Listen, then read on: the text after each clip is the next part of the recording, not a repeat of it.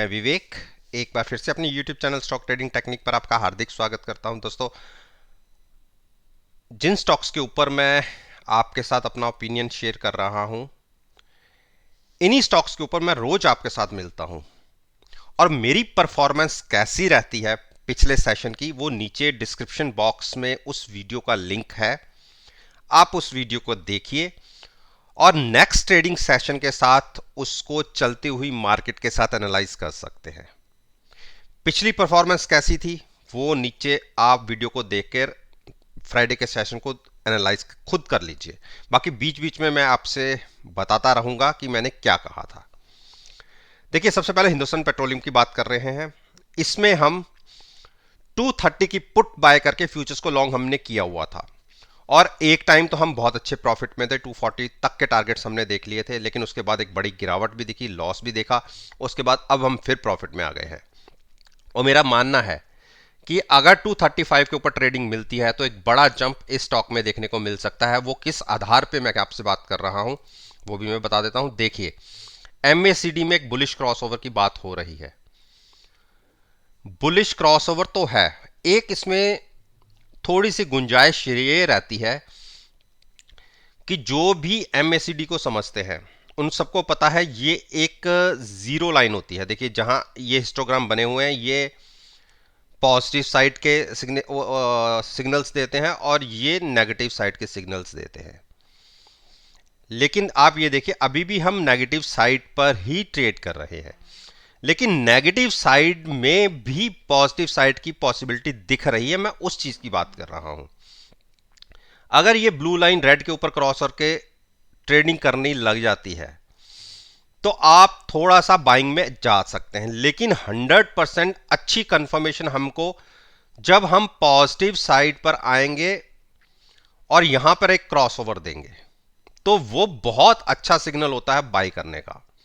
लेकिन अभी भी हम यहां से बाई करके चल सकते हैं, जिसको थोड़ा सा नजरिया लॉन्ग साइड पर लेना है, लंबा। तो 235 के ऊपर ट्रेडिंग मिलने पर आप बिल्कुल लॉन्ग में रह सकते हैं। Eight the money put buy करिए, फ्यूचर्स को लॉन्ग कीजिए और 240 के टारगेट के लिए आप होल्ड कर सकते हैं।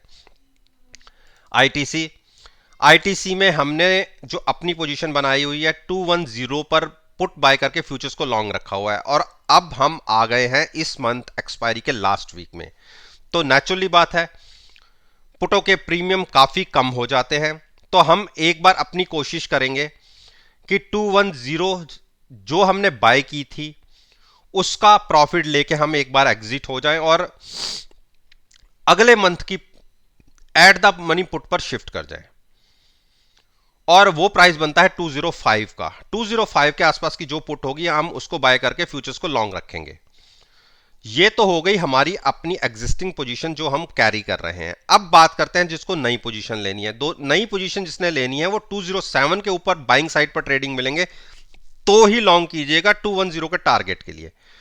और शॉर्ट की मैं एडवाइस इसलिए नहीं करूंगा क्योंकि हाई से, देखिए 240 का हाई लगाने के बाद ये स्टॉक बहुत ज्यादा करेक्ट हो चुका है, तो इसीलिए अभी हम इसको शॉर्ट करने की एडवाइस नहीं देंगे।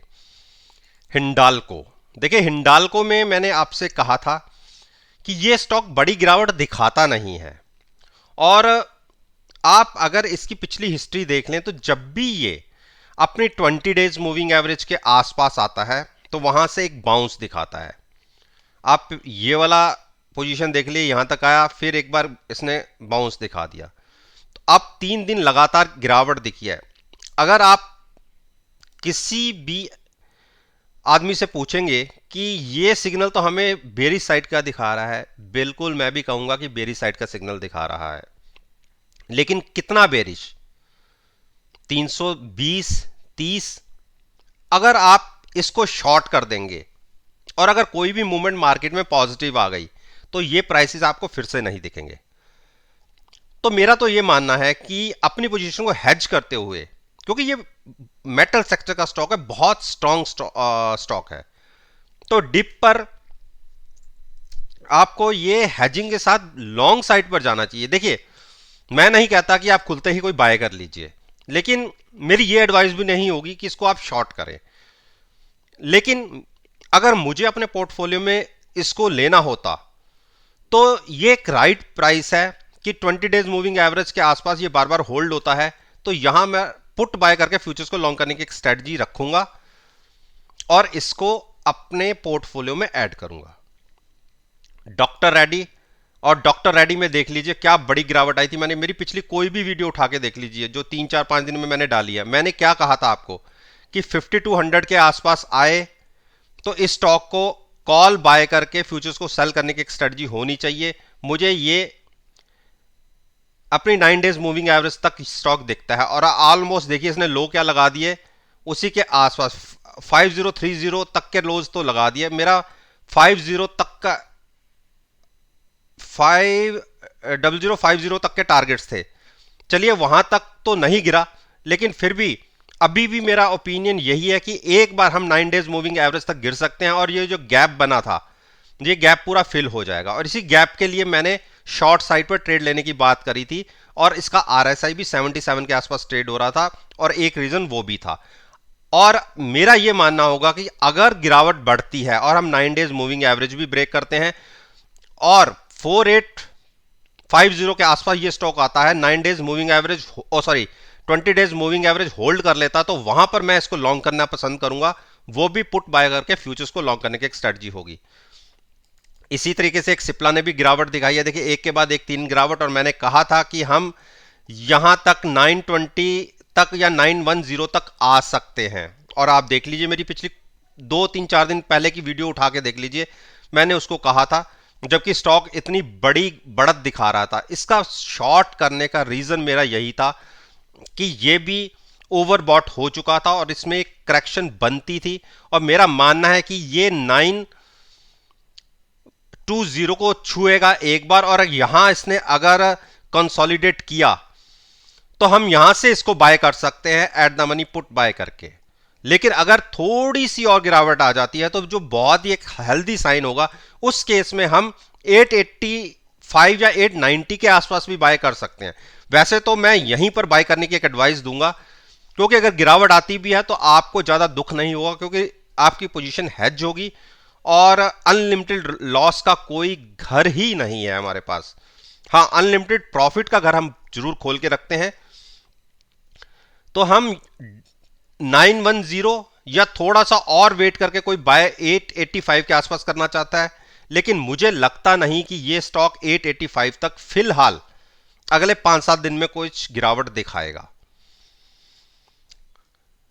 भारती ने फिर मायूस किया। हम 530 की पुट बाय करके फ्यूचर्स को लॉन्ग करा हुआ था, लेकिन एक बार यहां पर हम अपना ऑप्शंस का प्रीमियम तो बचाएं जो हमने बाय किया हुआ था, कहीं वो जीरो ना हो जाए।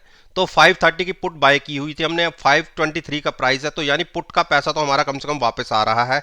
वो तो हम लेके एग्जिट होके पुट को हम नीचे शिफ्ट कर सकते हैं, वो भी अगले महीने के लिए, और अपने पोजीशन को लॉन्ग साइड पर कंटिन्यू रखेंगे। हो सकता है कि अगले महीने मार्केट के अंदर कुछ रिवाइवल दिखे और हम थोड़ा सा गेन्स इसमें ले लें। हाँ, फ्यूचर्स में तो नुकसान हो ही रहा है, लेकिन मेरा यह मानना है कि अगर ये स्टॉक 540 को क्रॉस कर जाएगा, जो इसकी 50 डेज मूविंग एवरेज है किसी कारण से, तो बहुत बड़ी शॉर्ट कवरिंग रैली आ सकती है स्टॉक में। मैं केवल और केवल उसी चीज को ट्रेड कर रहा हूं, क्योंकि हाई से जो 620 के हाई थे वहां से 100 पॉइंट्स तकरीबन ये स्टॉक करेक्ट कर चुका है। तो उस शॉर्ट कवरिंग रैली के लिए हम वेट कर रहे हैं। बजाज फाइनेंस ने एक हैमर क्रिएट किया है फिर से फ्राइडे के सेशन में, जो एक रिस्की ट्रेड हो सकता है। जिस हिसाब से कैंडल फॉर्मेशन हुई है, अगर कोई थोड़ा सा रिस्क ले सकता है तो 4700 की कॉल बाय करके फ्यूचर सेल करने की स्ट्रेटजी हो सकती है, या 4650 की कॉल बाय करके भी फ्यूचर सेल करने की स्ट्रेटजी हो सकती है। अगर हम नेगेटिव ओपन हुए इस स्टॉक में और हमने कंटिन्यूस 15 से 20 मिनट नीचे की तरफ ट्रेडिंग दिखाई, तो आपको 4500 के टारगेट फिर से दिख जाएंगे, और लॉन्ग को अभी थोड़ा सा अवॉइड करिए।